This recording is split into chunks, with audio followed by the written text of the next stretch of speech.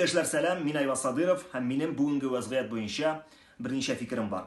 Хәзерге ситуацияны җиңелләрдән дип әйтеп булмый, ләкин минем фикеремчә, әлеге хәлләр, дөньяда барган хәлләр, алар кешелекнең бер перезагрузкасы. Үзебез шаһит, без кешеләр соңгы ярты гасыр эчендә генә дә нык үзгәрдек, кешелек кыйммәтләре үзгәрде. Кеше бер-берсен күрми, туганнар йөрешми, бер-берсеннән көнләшә, бар мөнәсәбәтләр акчага корылды, эгоизм артты.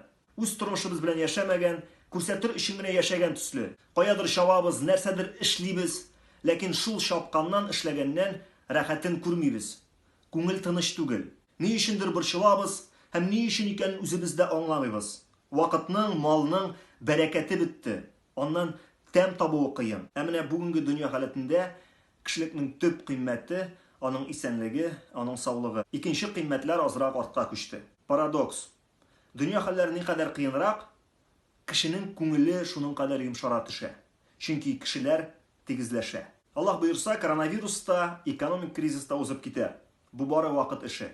Хәзер барган ситуация безгә дәрес һәм дөнья кешелеге өчен бер перезагрузка булыр дип ышанасы килә. Ә менә җаваплылыкка хәзердән үк өйрәник. Алдагы атна ял дип игълан ителде. Без аны ял түгел, ә карантин дип кабул итсәк иде. Мөмкин булган кадәр өйдә утырыйк. Кешеләр белән контактларны мөмкин булган кадәр киметик. Вакытында карантин игълан итмәгән илләр практикасы безгә зур үрнәк.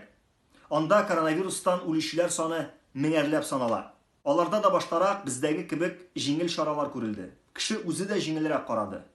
Ә кырыс карантин керткәндә соң өйдә инде. Безгә дә соң булмагае. Үзебезне, бер-беребезне саклыйк. Аллаһ Тәгалә безне ярдәменнән ташламас.